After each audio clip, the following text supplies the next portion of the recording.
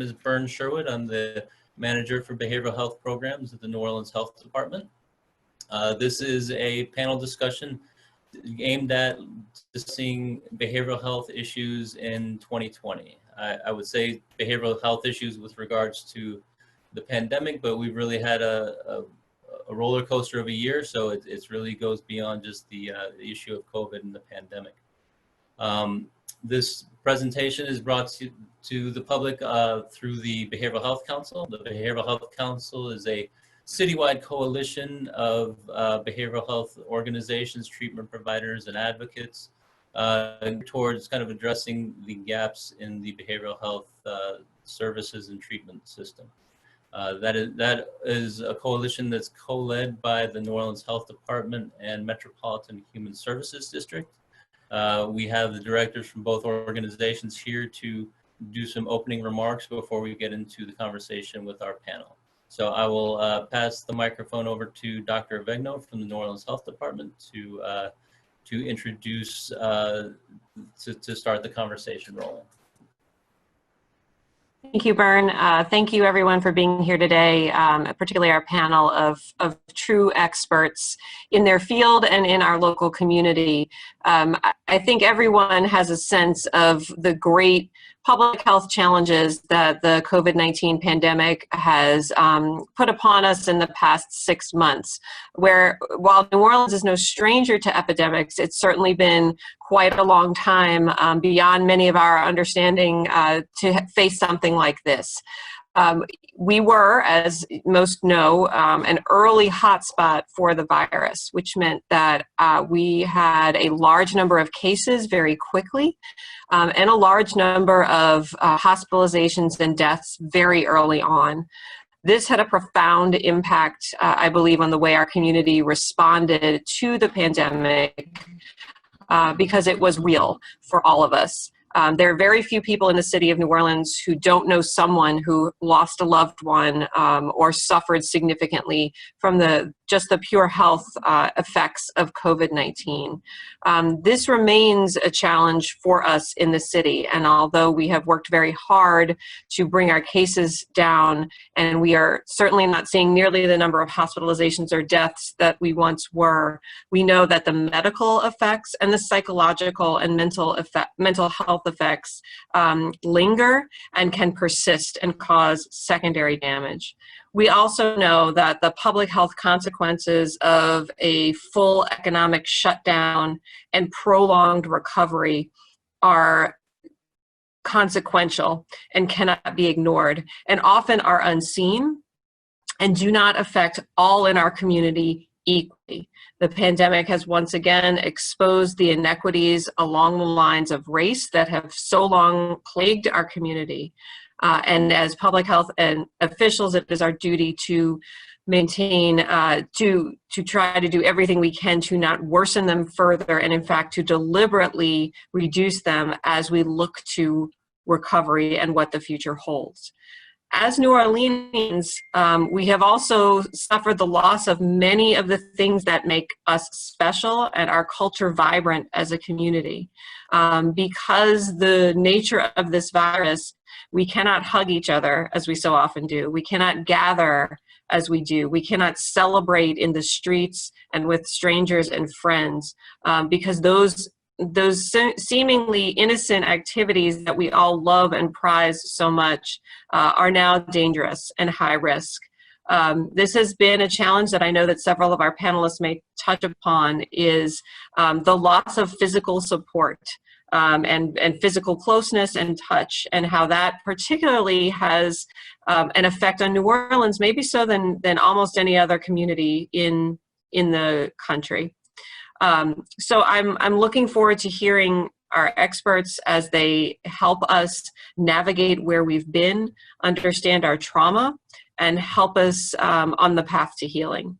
I'm happy to turn it over right now to Dr. Rochelle Dunham, the head of Metropolitan Human Services District here in New Orleans. Good afternoon, and thank you, Dr. Avegno, for those opening comments, and thank you to the panelists for being willing to share this time to speak to survival issues at this point in time for all of us. I just want to highlight and draw emphasis to the fact that there is a lot of behavioral health, behavioral unrest and emotional unrest during this time. And there are a number of reasons why people are experiencing unrest. I mean, there's a pandemic, which is absolutely unnerving because it's so many unknowns associated with it, including when are we going to get a vaccine? And if the vaccine comes out sooner than we think, will it even be effective? Will it be safe? And so will we be living in this world of a pandemic now for another year or so? It's very likely that we probably will. It's very likely that our entire lives have changed forever in terms of how we relate on a daily basis because of the threat of an invisible, deadly virus. And so just the emotional toll of that, just not being able to be predictive in our lives and not knowing with any certainty, as if we have certainty. The reality is life is not about knowing what's next. It's really about having faith that what next is going to be in your favor. I guess the problem here is that we don't know whether or not what's next is going to be in our favor, because when we look at the past, this virus has been very aggressively problematic and deadly for us. So the anxiety associated with the fear of the unknown alone is a universal difficulty that we're all having. And then there's the civil unrest, as has been mentioned, that has been long coming, but is now here with a more overt assaults as well as direct confrontations than we've seen in our existing generation, which creates a mixed sense of fear again, as well as uncertainty, and not being sure that the outcome of any of this is going to be in any way settling for the majority of us. And then we've got an election year ebbing in the background, where frankly either result, either outcome will have with it its difficulties. And what will those difficulties look like? What's ahead for us as it relates to the leadership of this country? And then, of course, we are in the middle of hurricane season. And so hurricane season alone brings its own sense of anxiety and stress because of the unpredictable nature of what happens in the waters. And so here we are now in New Orleans. How about that? We are the rescue zone for people who have survived, hopefully mostly survived a hurricane, but have lost everything. Isn't that a familiar scenario for us? And we also know that in our familiarity, how painful and devastating that is for people. And so, whereas we are the place where evacuees are residing, we also have to be the place of care and concern and reserve. And where is the reserve under the circumstances? Well, resilience is absolutely necessary. It's always necessary. It's always important for us to rise above our circumstances and find deep within us the energy to keep persevering and moving forward. And I think we are doing that well. It may be piecemeal, it may feel crippling at times. We may feel like we're not doing the best job, but I think we are doing a fine job of moving forward despite all of these obstacles and stressors. And so as each of our panelists speaks to various aspects of the difficulties we're having in the behavioral health world, trauma, stress from parenting challenges, that's another issue. What about, when did we ever imagine that our children going to school would become such a complicated issue to sort and deal with? And then there's the issue of individuals who have substance use. Substance use is having its own collision course with the COVID scenario because they both singularly are deadly, and put together the threat of harm is even greater. And then of course, suicides are higher. They're particularly high in young people, which is also very concerning that more young people are feeling like, where is the hope? And we adults are struggling to help them believe that there is hope and there is faith in what will be a more favorable outcome. And so these are so many issues that are so difficult singularly to address, not to mention as a collective, but here we are dealing with the collective. And so I have faith that this group of individuals who are experts in their own right will share with our audience some comfort and ease about what we can do, what we should be doing, because if nothing else, we have to persevere. So with that, I will hand it off back to our moderator, Mr. Byrne Sherwood, and thanks again for joining in.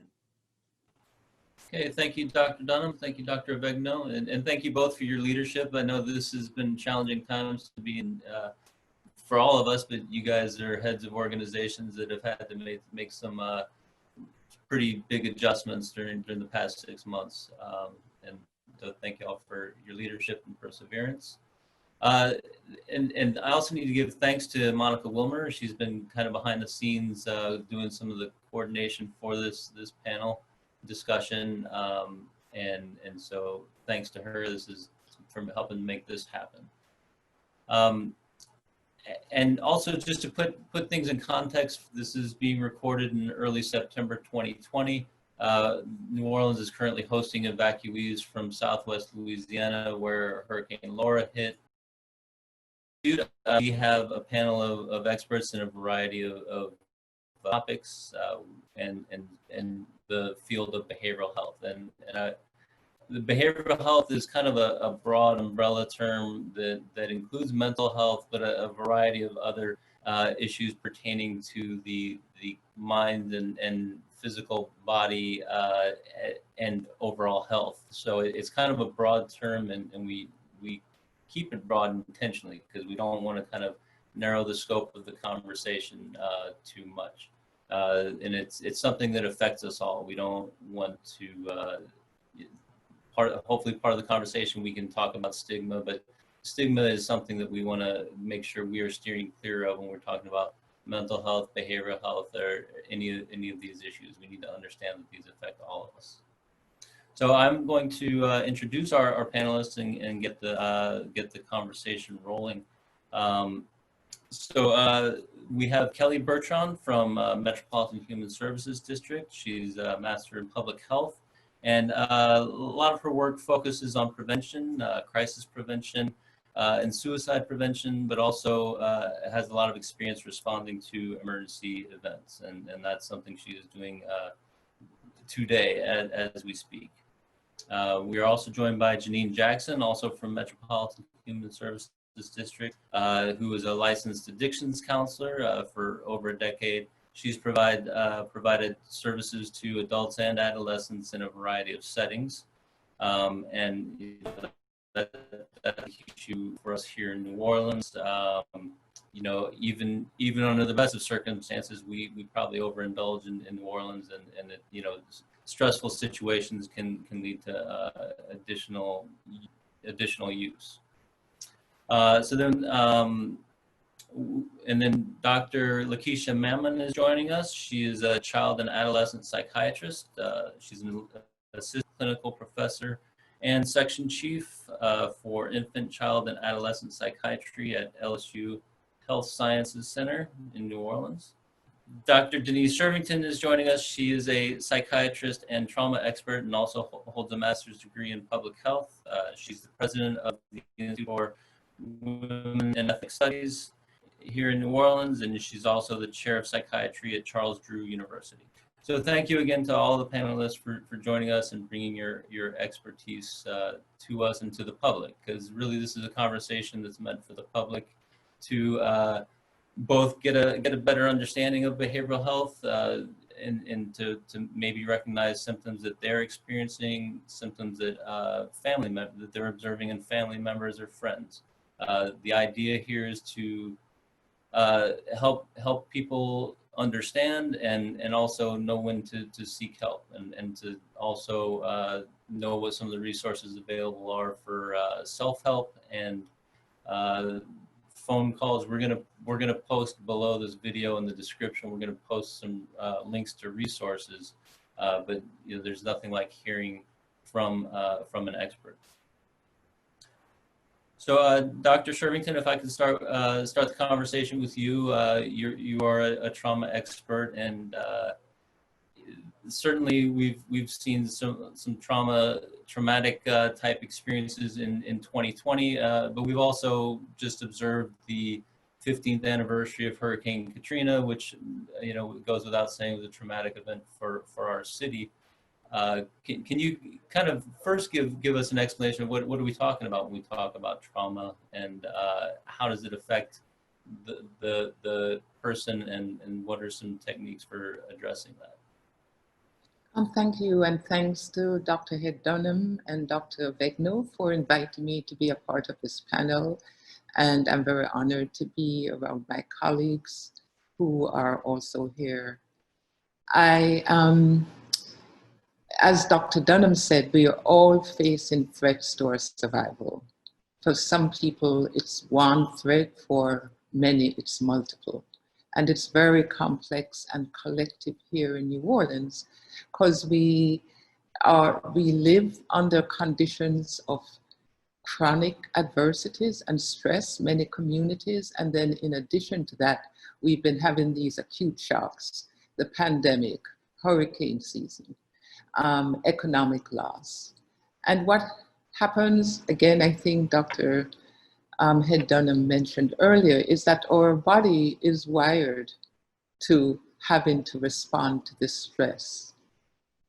In fact, if we're not responsive, something might not, or survival might be threatened. Our body was wired to do so, to increase our level of awareness. At times it's fear, it's anxiety possible, it's depression, for some people it's paranoia. And these are all usually, if they're not making us dysfunctional, these are normal responses to abnormal situations that are threatening our very survival. I think what's really important to do in these conditions is to really have a practice of how to manage our anxiety, how to acknowledge it, to know that it actually has a good purpose. It's trying to keep us safe, to say, hey, there's danger. The thing we don't want to do, though, is get into practices that will harm us. So what I recommend, and what we've been doing in partnership with Metropolitan, is hosting virtual support groups where we are actually helping normal, everyday people who are just going about their business until March, figure out how we're going to make it through this, the uncertainty, the not knowing. And part of that is just really what I think is the best that I would recommend to anyone, because you don't need anything. It's within our own bodies to do that, is to know how to breathe, to manage the breath, and to be more mindful. Threats require us to be much more specific and aware of what's happening now, versus going back into old past stories and overthinking. So what we do with some of these support groups, do practices around mindfulness and breath, and we support each other. We share how we're feeling, what we're thinking. We learn from each other. And I think this is the best, the very best, the gold standard of what to do during this time. We don't want to start drifting into substances. Some of the addictions are kind of just waiting there for us because they quickly make us feel better. So whether it's we're eating or we're using certain substances, we want to be really careful and we want to manage that. And I think if we just keep coming back to the present and acknowledge we're in a difficult time, our lives, our very lives are being threatened, we need to be aware and present. I think that that is the best coping that we can do. And within it, all the other things we do, we practice being in nature. For some people, their creativity, being playful, being more connected, even though much of it has to be virtual. Thank you, Dr. Shervington. And how would somebody go about connecting with that virtual support group? We have the, we certainly can put that out in the chat, but every week we send out, we blast out on social media at, I have to get it for you. I don't know if the social media list, but that certainly is there. It's also, it's on the Metropolitan website. It's also on the IWES website, but I can be more specific and get the information how to get directly invited to be a part of that. Great. Yeah, we'd like to link to that. And you also host a podcast, is that correct? Yes, I do. Yeah, during these times, we are really trying to engage narrative therapy, as some people call it, just being able to tell one's stories, how we're doing. It's called Healing is the Revolution, and we're really focused on learning from each other how to just go about trying to live during these difficult times. When she was talking about trauma, she mentioned anxiety and depression is things that might be experiences as part of trauma response. And Kelli, I'm wondering if you could elaborate on depression and anxiety. What are we looking at when we talk about anxiety and depression, and what are some of the dangers if that is not addressed? So just to give you all just a little bit about depression and anxiety, one thing most people need to know that these are two of the most common mental illnesses that most people suffer with. They have some of the same similar signs and symptoms, and they frequently are co-occurring. So they basically, it's kind of hard to tell which one I'm dealing with right now. So it's always good to just understand what some of the symptoms are, and to understand exactly what the difference is between depression and anxiety. Major depressive disorders last for at least 2 weeks, and it affects a person's ability to just carry out usual daily functions and activities. The ability to just basically be satisfied in relationships, the ability to work. It also affects their emotions, their ability to think, and their behavior and physical well-being. So it's just understanding that that's how depression works. So basically, you have major depressive disorder, you have bipolar disorder, postpartum depression is one, and also seasonal depression. In this pandemic and civil unrest, we are seeing a lot of people who are just basically dealing with a lot of depression because their lifestyles have totally changed for the past couple of months. Social connections are not there anymore. The ability to be able to get out and, like you said earlier, to hug and to be part of their community, that has been somewhat limited. So if you already had some dealings with depression, this has basically exacerbated those feelings, right? And so just understanding what depression is and having people to understand exactly what it is that they're dealing with. You also want to know that, the different physical, behavioral, and psychological symptoms and signs. And just to give you all a few of it: physical fatigue, lack of energy, just wanting to just stay in, not wanting to get out of bed, behavioral crying spells, just always crying, anything and everything's making them cry, withdrawal from others, just not wanting to just be bothered, the loss of a motivation. And if you see a person who's just basically not into their physical appearance, their loss of interest in appearance, that's another sign that something, that they're dealing with their depression. Psychological sadness, the anxiety part comes into that, but also guilt, anger, and mood swings. So just having an understanding what some of those signs and symptoms are, so you can be able to, tell the difference. Anxiety, on the other hand, it's normal. It's normal stress. Anxiety disorder differs from normal stress and anxiety. So all of us deal with stress and anxiety, but when you have an anxiety disorder, it's just an exacerbated amount of anxiety that you're dealing with. They're more severe. These symptoms are more severe, and they basically cause an impairment to your daily life, your work, relationships as well. So you see how those symptoms and signs pretty much are similar between depression and anxiety. We noticed that, like we said, they are co-occurring with mood disorders and substance use disorders. So Janine's going to talk about that when she presents, but it all kind of ties into each other. We have noticed that here with working with individuals during the pandemic, we've had people tell us, my anxiety is just high, just not knowing how to deal with tomorrow or how to deal with today. In some instances, my fear, and that's causing me to be anxious and have, high levels of stress and anxiety.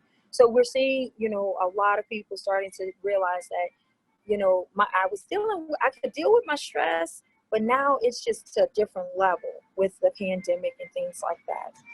And so a high level of anxiety, or so we say an anxiety over a long period of time, sometimes leads into depression.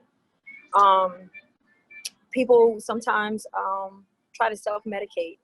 They'll use alcohol and drugs and to help cope with what's going on.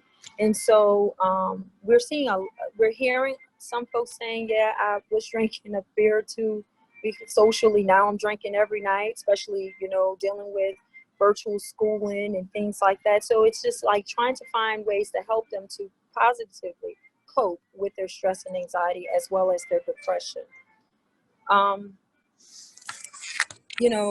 Just to go into some of the symptoms and signs of anxiety, physical, I tell everybody with anxiety is a whole body issue. It attacks every part of the body.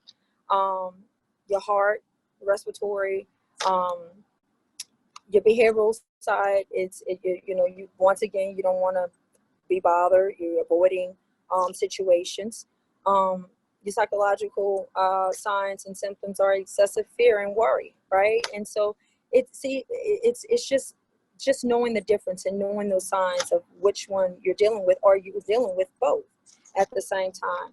And we also know that there are a lot of risk factors for individuals who have both depression and anxiety. Just stressful and traumatic events as such, that's one of the risk factors. A difficult childhood, just things that they have never dealt with before, comes out and exacerbates their anxiety, especially when you're having trauma or another traumatic event after another. In previous episodes of depression is another. So, when we have an individual who comes to us and who's basically telling us that they have high levels of anxiety or they're depressed, we try to find ways to help them identify ways to cope positively. And we encourage them to, try to connect with their community, continue to do those things as hard as it has been.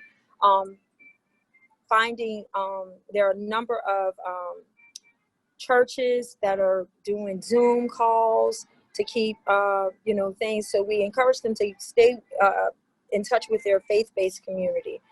We tell them to join other support groups. Metropolitan Human Services District, we have support groups that's going on, and they're virtual. So we basically encourage them to, try to find support groups to help them, stay out of their depressive state. We also help them with breathing techniques, teaching them how to breathe, how to do visualization exercises and progressive muscle relaxation. We tell them join yoga.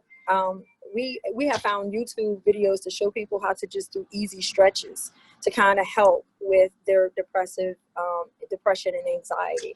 And we also tell them that habits of health is also important.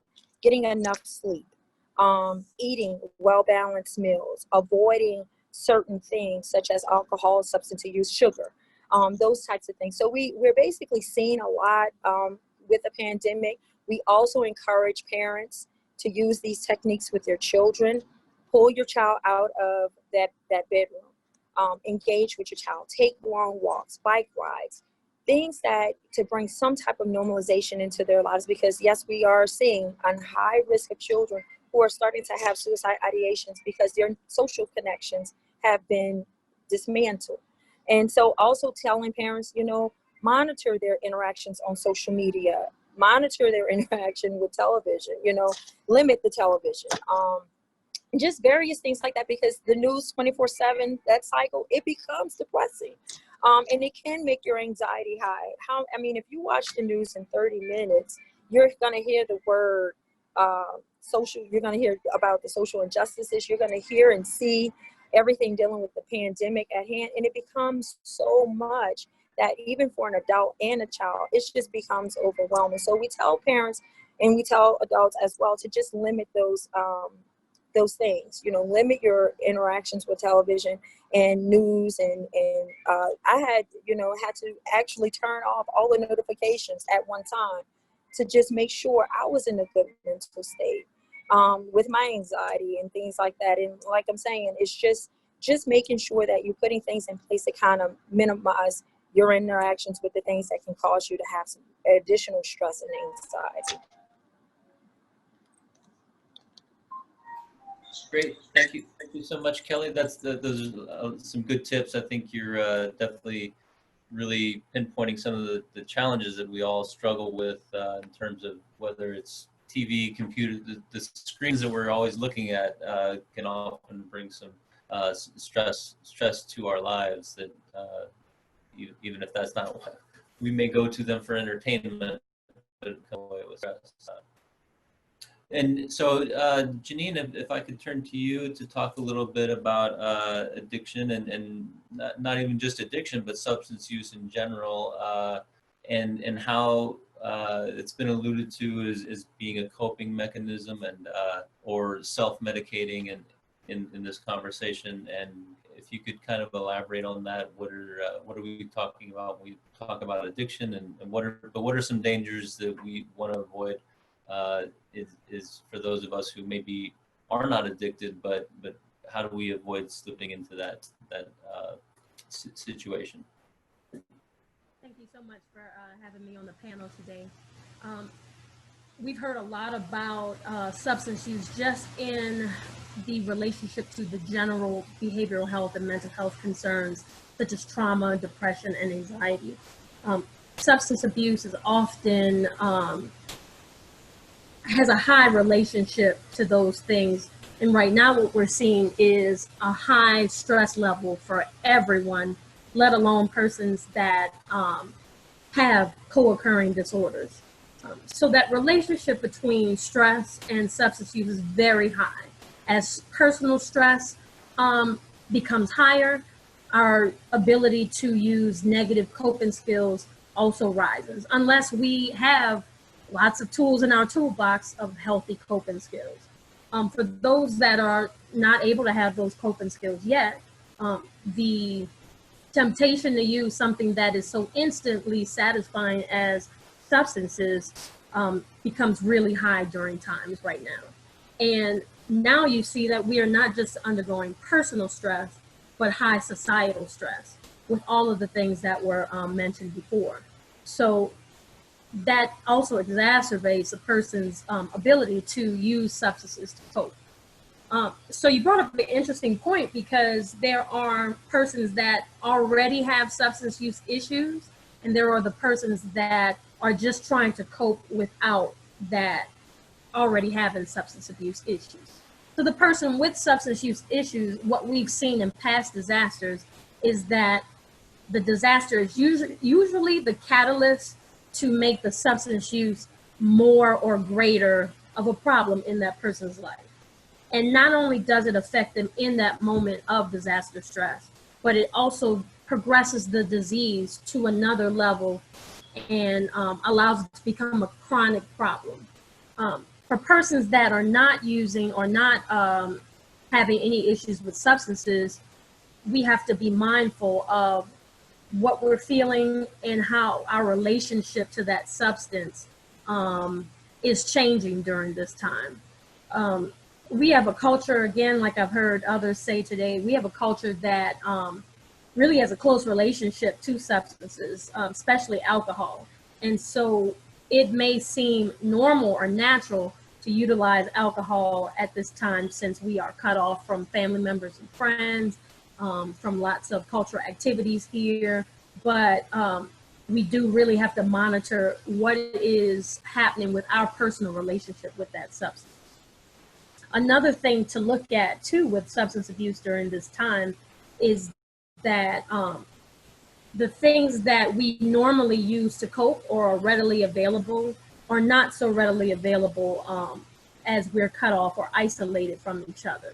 But I think thankfully there's a silver lining to what's happening right now, because technology is actually caught up to the calamities that we face, and the technology of virtual virtual closeness versus physical closeness really assists in removing that barrier for people to get help.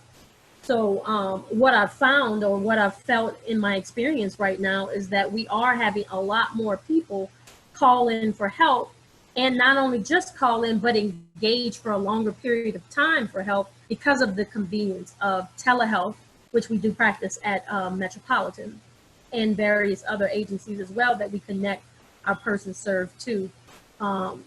They're able to connect to us virtually and learn more about themselves and learn tips on how to practice safe coping skills, whereas they're feeling immediate negative consequences from the unsafe coping skill of substance use. Some other things that are available, AA and NA, the 12-step community has also switched to social distance and safe meeting situations, as well as virtual meetings for persons served. So you don't have to think that there's nothing available. Everyone is kind of morphing into using technology to bring about the need to be close, which is a human need that we all have. I also noticed that we have a lot of people that are suffering from a great loss of life. If they know one person that has died of COVID, they know several people that have died of COVID. And what we do know is that sudden loss of life, sudden disaster stress, really puts a person at risk to abuse and use substances. So it's something to watch out for, and it's something to know that there is help. We do have platforms that you do not have to risk your safety to access. There are trained professionals ready to assist you in gaining insight about yourself, what to avoid, what do you need to give yourself permission to do. Give yourself permission to express your emotions. Give yourself permission to decline invitations places in high-risk situations. Give yourself permission to not feel your best during this time. We all don't feel our best during this time. So it's okay to give yourself permission to do those things. And then the other piece of seeking treatment and professional help right now is that I get to gain useful skills and healthy coping skills that I may not have learned, or under duress, I forget, or it's uncomfortable to do so. So in these times, we assist persons to practice healthy skills. We encourage them to use healthy skills.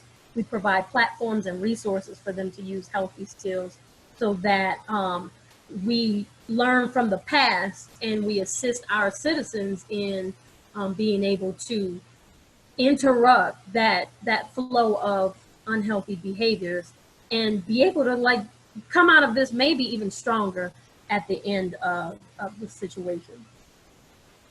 Some things to look at and think about if you have someone in the home that might be abusing substances and you don't quite know.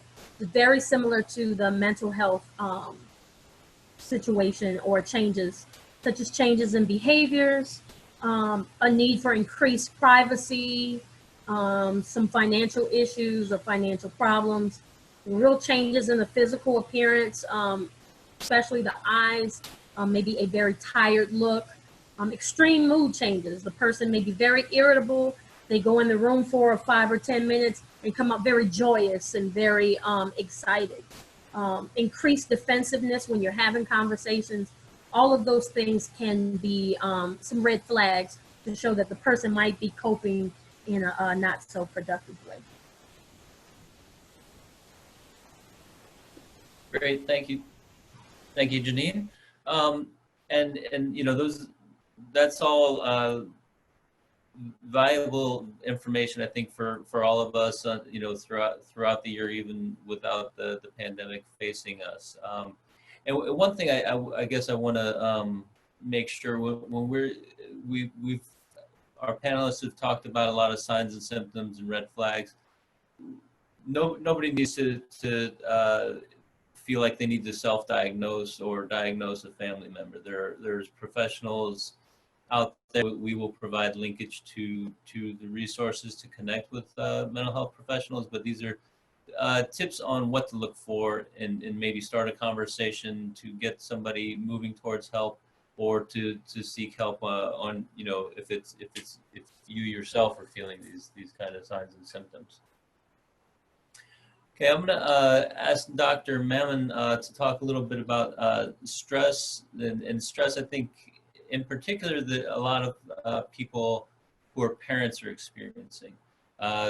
It's been a kind of a, with school just starting up in the past couple of weeks, and in the last couple of months of the previous school year were kind of chaotic. I think it was a source of stress, and there was a lot of jokes about it, but it was jokes with an underlying you know, real stress on families trying to work from home and also make sure their kids are getting educated and supervised properly. And so I'd like to hear about some of your experience in that regard, and what, you know, what are some of your tips on how to cope with that situation. Dr. Shervington, I was one of the things that we hear about a lot is secondary trauma, and I think for people who, you know, who are caregivers, often people who treat others, we, you know, including maybe those of us on the panel, we hear other people's traumatic stories, or maybe first responders are regularly encountering traumatic, you know, situations that don't necessarily impact them directly. Can you talk a little bit about secondary trauma and how that might be a challenge for folks? Sure. Okay. Secondary trauma, sometimes referred to as vicarious trauma, comes when we're working with people who have certain degrees of trauma, and we begin to experience the traumas that they, or react to the traumas that they're having, and begin to show trauma-based symptoms. So we might look ourselves like we're depressed, or we look like we have post-traumatic stress disorder, or we might start coping, as was said, using more substances, things that make us feel better. I think what is really, really important, I think the first thing to know is that there is so much empathy that we can have. There is a limit. Someone refers to it as empathic distress, that if we step too far into someone's pain and suffering, we are going to start suffering. And when we start suffering, we can't help that person. In fact, we now need help. So what I always advise the residents I work with, just people I know who are on the front lines doing anything, doctors, now teachers have joined that list in terms of essential work, is to have a self-awareness to know what one's edge state is. That point as which if I go one more step, I am going to fall off the cliff. And we have to be able to know this is when I pull back. Now, these are contingency things I think that workplaces should be aware of. You know, when do we need to step in and support someone? We do not want our workers to start suffering with depression or PTSD.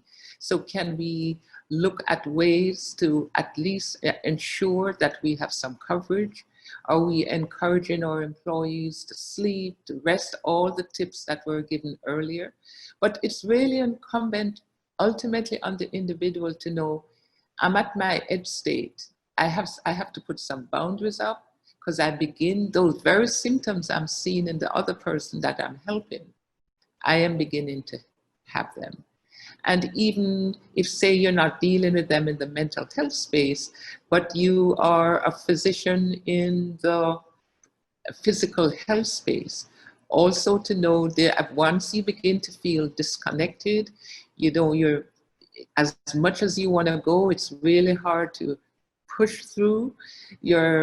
The people you're working with, you're becoming irritated by them. All those symptoms that tell you that you're at this point where your empathy is really slipping because you yourself are being traumatized or stressed by the work that you're doing.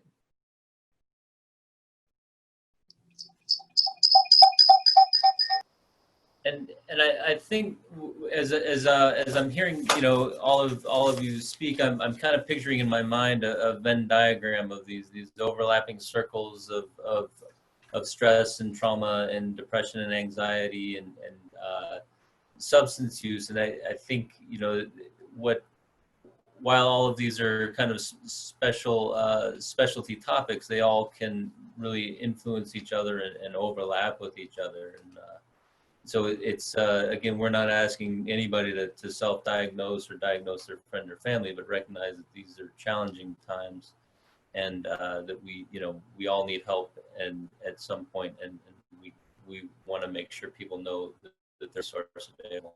What I'm going to do is I'm going to open up a question to really everybody in the panel or anybody that wants to address it is the question of stigma. This is something I think is a perpetual challenge in the behavioral health field of people wanting to avoid some issues that are really kind of plainly visible, but don't want to be seen in a certain light. Would somebody like to maybe articulate that concern a little more clearly than I just did? Can you hear me now? Oh yes, great. That was all a test just to show you guys what families are struggling with right now. So if you would like, I'll pick up with the stress that's been going on with families. And so thank you all for the patience with the technology. Thank you for asking me to be a part of this wonderful group. But honestly, that little glitch right there basically shows you what some of our families are having to go through. COVID-19 hit us like a Mack truck. We had no time to plan in terms for what our families had to do in terms of teaching from home. All of a sudden, parents are now not only caregivers, they're teachers. In my case, I have a beautiful 10-year-old with autism, so I'm his special education coordinator. I'm his speech therapist. I'm also his occupational therapist. And a lot of us are woefully unequipped to do any of those things. Those professions have gone to school for a really long time to be able to do their task. And so they were put upon me and many other families and different people, and it causes lots of stress, right? And so the stress that we see is not only the frustration of all of the national things that are going on, national unrest, the murders, as well as COVID-19. Then we had 2 hurricanes during the 15th anniversary of Hurricane Katrina. And so all of that stress is transferred into our homes now, where we're not only working, but we're also teaching our kids. And so parents, caregivers are most definitely dysregulated, right? So we have some families who have been, who are essential workers, so they're more at risk of getting the virus, as well as for certain populations, especially for us Black people, we're at an increased risk of not only acquiring the virus, but dying from the virus. Then you have families who are affected because there's been a loss of income, there's a loss of a job, and so there's financial instability. And for a number of our kids, there's also food insecurity. There's about 7% of our households in the United States with children who go without food, and their food was really being supported by being in school with the state-funded programs. And so if you can imagine, that is a lot of weight on a lot of shoulders. And so what does that look like in the household? That may mean that a caregiver is sad or depressed or anxious or irritable because they're worried about all of the things that are going on. And then that translates over to that child or those children in the home. And so kids get dysregulated, there's a lack of structure, and it's only because people are really doing the best that they can. And so that's why one of the reasons why we really need to support one another. One of the other big things that I want to talk about before I switch over to how can we help families deal with some of those things is that the education with COVID, we once again highlights the inequity that we see in education for certain populations, minority populations, lower socioeconomic populations, as well as special needs populations. And one of the things that we brought up and we talk about all the time is our use of telehealth services. And again, my Zoom snafu. But a lot of our families don't have access to smartphones and computers and laptops so that their child can distance learn. Sometimes our families don't have access to broadband internet, which is needed to play these videos and to do these live streams. And so the inequities that have been highlighted just reminds me that we always need to assess the needs of the entire family while we're providing all of our wonderful services, right? And so when I'm talking to my families, or I'm even talking to my neighbor, I'm thinking about what is it that they need at this time, because we're not in a regional epidemic or natural disaster for one area. This is all of us globally. There's no other state or no other person that's coming in to save us. So we really have to support one another during this time. Specifically for my families and my children, for parenting, structure. Our kids are looking for some sense of normal, as I like to say. And so making sure that they're rising at the same time every morning, that they're being fed at the same time, mealtime looks the same, that they have a bedtime, there's a bedtime routine, that they're getting the adequate numbers of hours of sleep that children need, that 8 to 10 hours.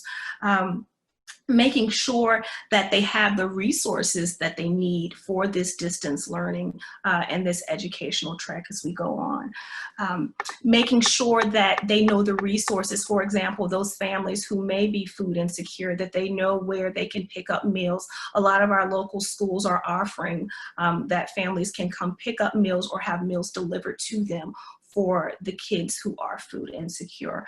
A lot of our schools are also giving out laptops or Chromebooks for those families that need the actual technology to be able to use these services.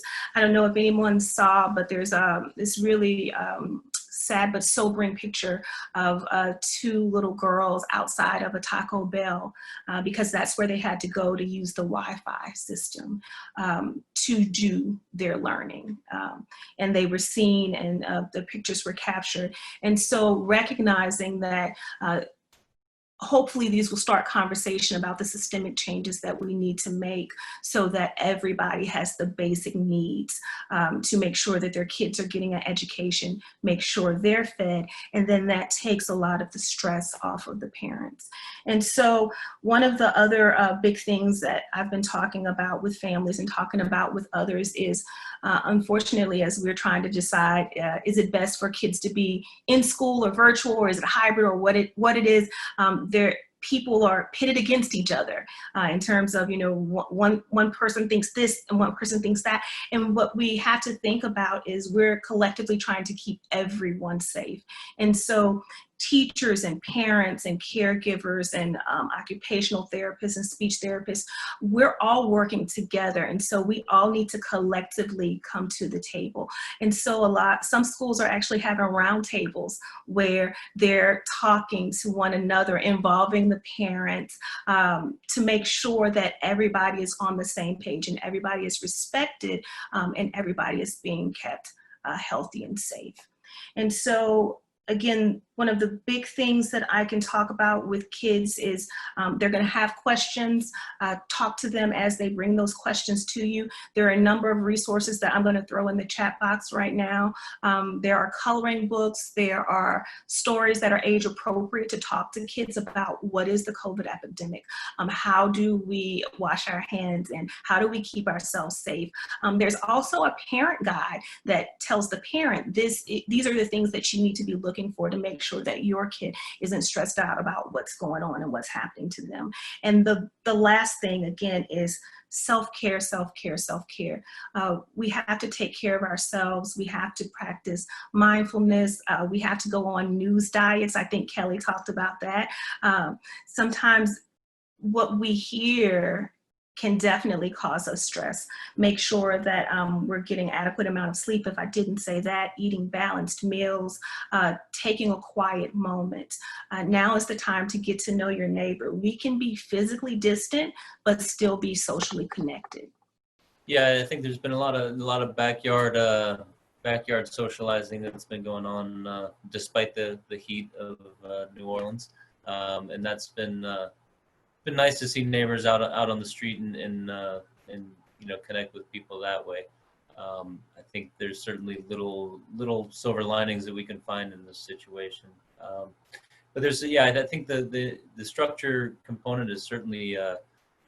I know that's something I've struggled with is just as an adult, is like when you don't have to be at work at a certain hour and you're working from home and it's like home responsibilities and work responsibilities kind of start bleeding together. And I think also home as a refuge is kind of changed, right? It's your home is now where you do everything. It's not just where you go to after work and as your kind of place of comfort. So it's really been a lot of I think paradigm shifts for all of us on multiple levels. So thank you for that. And one of the things I wanted to ask folks to kind of talk a little bit about it is stigma with regard to behavioral health and mental illness, because I think it seems to be a barrier that this prevents people from getting help, even though they may suspect they need it or they suspect a friend needs it. Or how do you start conversations? These can be tricky conversations to have with people, right? And because of stigma and because of not wanting to maybe get too personal with somebody, cross boundaries that you haven't been invited to cross. So I was wondering if you have any thoughts on that. I'll just kind of go through, maybe start with Kelli and get your thoughts on that, but don't want to put anybody in the hot seat either. I think, honestly, over time, I have seen a welcomeness, an increase welcomeness in people looking for professional help. Here, I'm working at the resource center, just dealing with those who are dealing with losing everything, and just having a conversation with them and telling them, hey, we are the behavioral health entity here in this city, and we're just here to hear and give you emotional and listening support, and just basically opening up that avenue to have a conversation. They're like, yes, I need to talk to you, I need to talk to someone, I need professional help. There is still a stigma connected, but I think as we have done here at Metropolitan and other agencies, we've done a great job of putting it out there that, you know, it's okay to ask for help. Help is here. We are basically trying to change lives, and just putting that out there and making ourselves available in all ways, in many ways, has I think decreased the stigma in some way or fashion. Just like I said, people are starting to say, you know what, I need help. And I mean, and from substance use to behavioral health, in every avenue, we're seeing it now that people are starting to say, you know what, it's okay for me to say I need help, and we're welcoming that. And like I said, it's just having that conversation and looking for that way to open up. Hey, you know, this is a safe place and safe conversation. We're just here to help. And I think people are starting to understand that it is not a bad thing to ask for help, especially when you're dealing with depression and things like that, behavioral health disorders and things like that. I think people are starting to understand, just like we go to the doctor, and that's how I put it. You know, you go to the doctor when your head is hurting and when you're physically ill. This is basically the doctor for your mental. And people are starting to say, you know what, I need that. And so I think, honestly and truthfully, just having those conversations and putting information out and educating people on behavioral health and things like that has opened up and has opened the conversation, but also has decreased the stigma of asking for help for behavioral health services. I think that the whole "so it's okay to not be okay" message is really important, because I think we all, some of us try too hard to be okay all the time, right? Janine, do you have any tips on addressing stigma? I think what Kelli brought up was a great point, that over time now we see a shift of a lack of stigma toward getting help, but it still does exist. In the substance use world, you see there's a stigma that's a little more nuanced. It's less about the fact that I do need help, and there's a lot of stigma around what I need help for. Very much so drug-based. Persons that use marijuana may think that that's less of a stigma than to say I use cocaine. Persons that use cocaine definitely feel like at times that there's a less of a stigma to say that than to say use heroin. So part of the awareness that we like to bring to our persons served is that there's individual concerns and issues, but it's all based on a global need. There was a need there, and you met the need by something you felt that might have been helpful in the moment, and it went out of control, right? So more education that we're providing about just the nature of substance use as a disease is necessary and is really part of the treatment process as well. But I think overall there's this big shift of everybody becoming aware of what mental health is and what substance use disorders are, and what are the resources, and it's okay. There's no shame in getting help. There's just still more work, and that's really being done on that intimate therapist level, that 12-step recovery level, that each person that gets to a place of security in their recovery and awareness in what addiction really is, they carry that message back out to others and encourage others to reduce stigma as well. So we have those things at play. It's just, I believe, not as heavily at play as maybe 20 years ago. Yeah, I think it's interesting. There's kind of a hierarchy, as you described, of kind of stigma depending on what the substance is, and where I think, say, alcohol has much less stigma because it's legal and a lot of people use it, but it still is can be ultimately just as lethal as any illicit drug if abused. Dr. Shervington, do you have thoughts on the topic of stigma that you'd like to share? I think oftentimes my approach is an invitation to know oneself. Sometimes I think as a profession, we make a lot about stigma, and there might be an invitation to encourage people to want to be have much more agency over one's life, whether it's what we consider substance use disorders or mental health disorders. And I feel that some of the superficiality in the ways we live contribute to that, and we're not deeply reflective. So one way, and I've had this experience working with crack addicted men, African-American men, I was told they would never come to therapy. Well, I couldn't go on vacation because I made sure that I was inviting, I helped answer their questions, and it's no, you're not a bad person. A lot of stigma is about shame.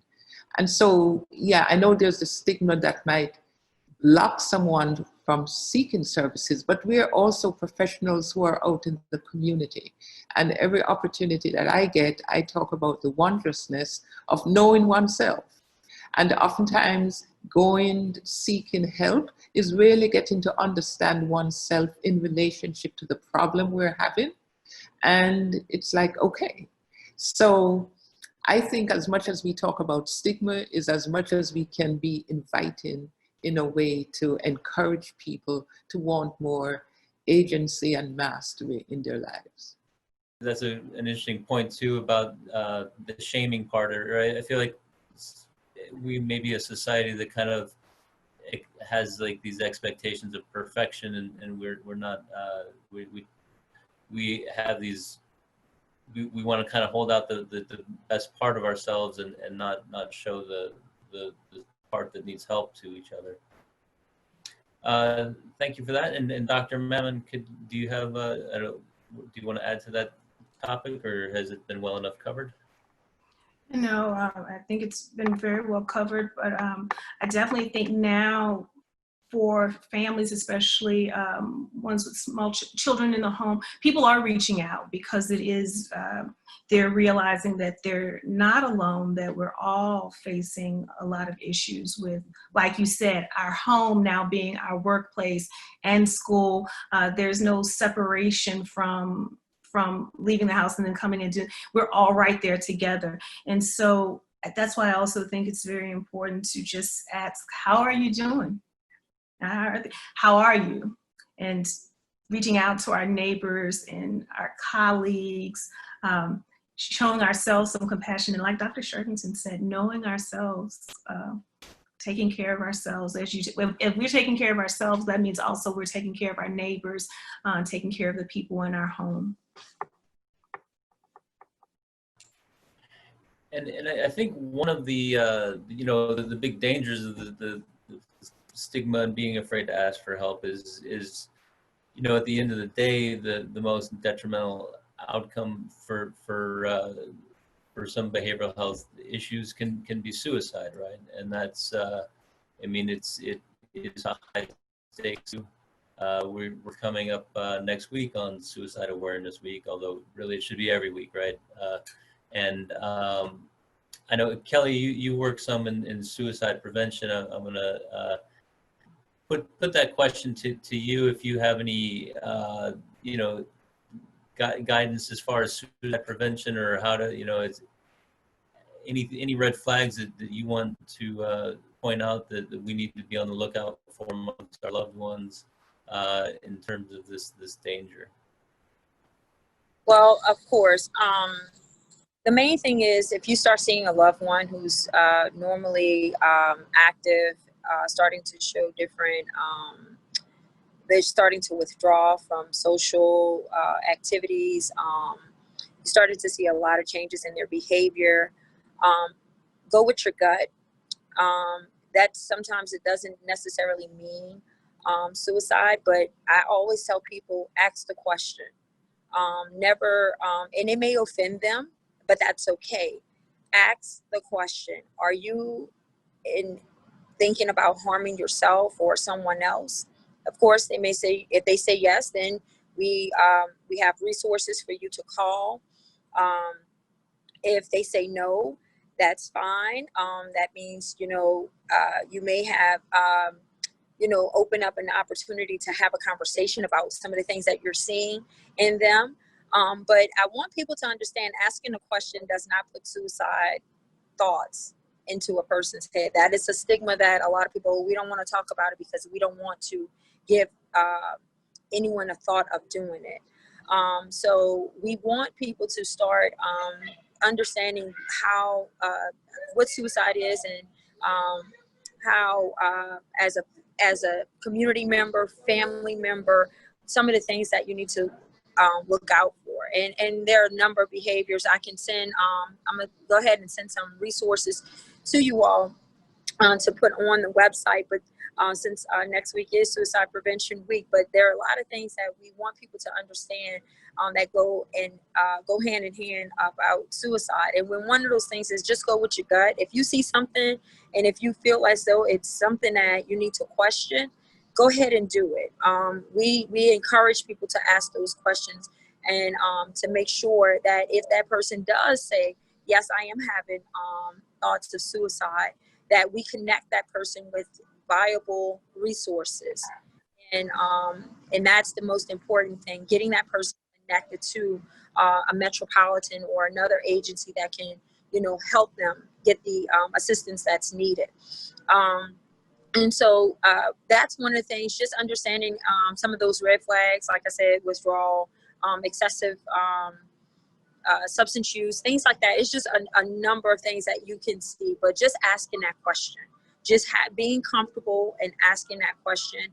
I do a lot of suicide prevention work for Metropolitan throughout the churches, in schools and things like that, but just basically having people to have an understanding of some of those risk factors, some of those risk behaviors, some of those symptoms and signs, but also having them to be comfortable in asking that question and also knowing how to connect that individual to resources. So that's the most important things.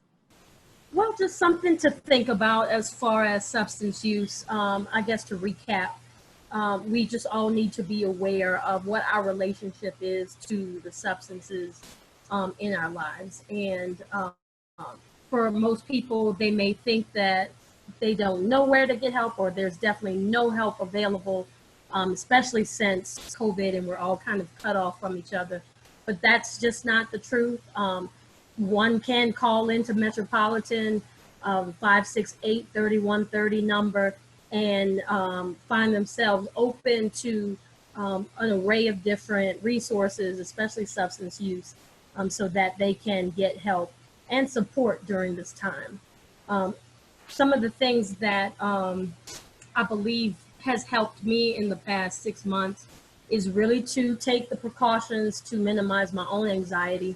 I'm not really a person that has anxiety, but because of COVID and just what we found ourselves in, I noticed my anxiety getting higher and it affecting my sleep patterns and things of that nature. So I really went into, I've been the counselor, but now I have to receive the information that I've given out, and I've had to provide structure for myself. I've had to go ahead and take the precautions that I felt comfortable with so that I didn't have the resulting anxiety. I've stayed connected to family members virtually, or just sit outside my mom's house and talk to her when I helped her out with different things. So I really tried to do things that we could not naturally do. I put some structure around it and made it intentional, and intentionally put in the things that I recognized I needed in the moment to help me feel okay. And so I had to practice what I would preach and really dig in and recognize what I needed and did something about it. And also just utilize all the support that I had from the positive family and friends that I do have. Thank you. Thank you. Thank you for sharing that. And yeah, I think practicing what we preach is sometimes pretty challenging. I find that as a parent that can always be a tricky line to walk. Dr. Shervington? I guess something I would like to underscore that I have found helpful is really stepping into the mystery that exists right now. No one knows. We never knew, and we were pretending we were much more in control in our lives. I remember after Katrina, a colleague said, you know, that there's a kind of magic, and to see this opportunity where we can really do a lot of questioning. I've said to parents who have been really concerned about their kids, this is an opportunity to consider it a gap year. Your kid could learn to, probably want our kids to be more curious about life, to be more imaginative. And so this is our reality. We were the ones who imagined and created this way of living as human beings, and where we have to adjust to what's here. So to me, there's a kind of thrill in it that we might actually come out better, because we weren't doing so good as a global community. So I keep that. And for me, I had to help myself. I have just deepened my own philosophical and existential pondering, you know, what is life? What is this about? How can I be the best person? What are things on the outside that help me? So the park, the going swimming, trying to play my piano, which I probably shouldn't do because it doesn't sound good, but all those little things that just remind me that life is a mystery. We don't know. And I'm just going to swim in it and do the best I can, manage my anxiety with presence and with breath, and being a better person. being more kind and more loving to the people that I come around. And that has really helped me. Basically, one thing I've always done, even in this line of work, is always remind myself to stay centered, understand what I can control and what I can't control. Basically, just giving my best and understanding that my best is the best. But also just taking time for me. Just like Dr. Mamon said, I have become the parent, the teacher, the cafeteria worker on certain days and things like that, but also making sure that I take some time for me. And if that's just sitting outside in the backyard, putting away my cell phone, limiting my time on social media and things like that, but just basically taking time for me. I have started doing crossword puzzles and coloring. Just to basically help with my anxiety and my stress, just to relieve some of those things, and purchased a sketchbook. And so I've gotten into like art and things like that, just to be able to, put some things on paper, journaling and things like that. So, but the main thing is just basically staying centered, understanding that, I can control what I can control. And that's basically how I'm dealing with everything. Yeah, so I guess the big thing I want to underscore is that we're all struggling and during this challenging time. And so checking in with others and really thinking about what it is that others need and families need. And I'm smiling so much because I'm hearing so many great self-care ideas that I'm stealing a lot of them too. But one of the big things, and I wish I had it to show you two things. I have a set of mindfulness cards that I pull every morning that center me, and it gives me a thought for the day. And practicing kindness has been definitely one of the big things. I've seen so much kindness for me and my family during this time that I'm trying to make sure that I pay it forward. And I'm also tapping into one of the things that's been really relaxing for me is my good old country girl roots. I've grown okra, tomatoes, lettuce. I thought this COVID-19 was going to get us to where we were back having to do our own fruits and vegetables and all that good stuff. So I have a wonderful backyard and I get to see that physical growth. I get to eat it and taste it. And so after a long, hard day, I put on those gloves and I get out there and I get in that dirt and it feels good. It's something that's rewarding for me and that I enjoy and gives me some time to recharge myself. For a lot of folks, that being stuck at home has caused an opportunity to learn new skills or revisit old skills in terms of the garden. I know that's happened at my house, although my attempt at growing potatoes was not too successful. But my wife's got the green thumb, not me. Dr. Dunham or Dr. Avegno, do y'all want to chime in on the topics of topics, any issue you want to underscore, or your favorite kind of coping mechanisms?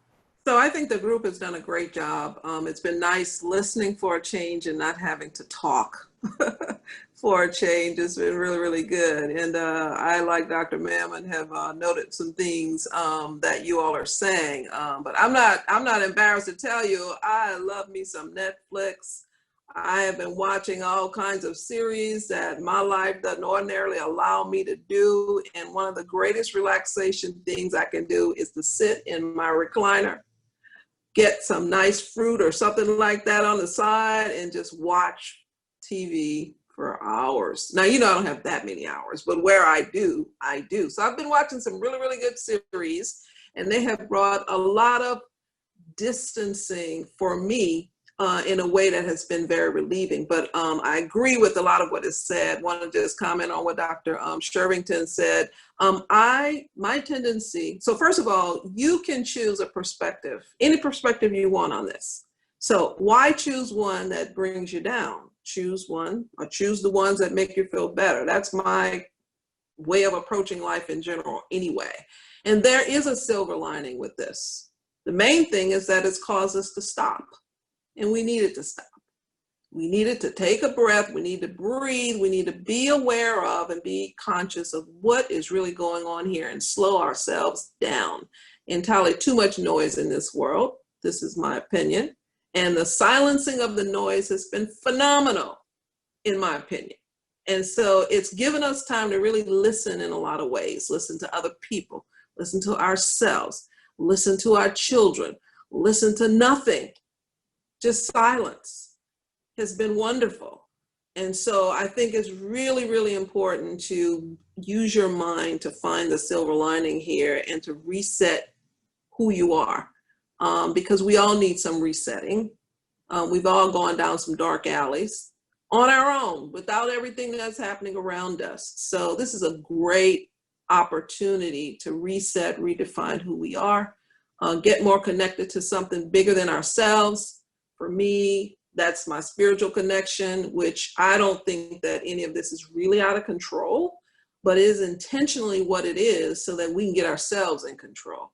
So I embrace that need for change, and have been, if nothing more than watching Netflix, I've been making some changes that bring favor to my life. No, I was going to say, I'd like Dr. Dunham's Netflix recommendations if she's got some. But I think, you know, what you said really, and others really highlighted for me, that we have to approach this as a marathon, not as a sprint. And I think for many of us, we're used to having the fire, putting out the fire, and then just continuing in sort of the frenzy, and thinking, well, that's over. This is a very different scenario, and there is also that sort of openness to uncertainty. We don't know where the end of the marathon is. And sort of being forced to live in that, in the moment, and to care for ourselves in the moment, not knowing that we have to do that to sustain ourselves and our family for the long haul. I think that's been something that a lot of us maybe never ever thought to deal with, but are being forced to do it. And in many ways, it's good. It refocuses our energies and our thoughts on what's really important today and every day.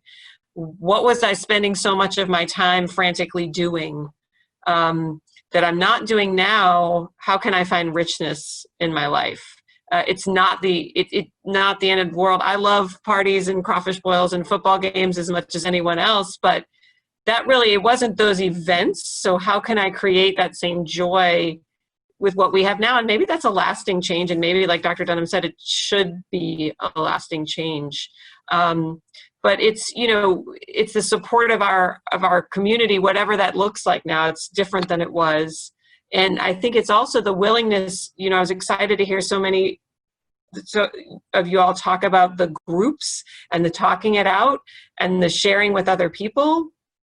I mean, that's what sustains you through a marathon is the community that you make, and the willingness to be open and to say, I don't know, and I'm scared, and, please help. So there is joy and there is hope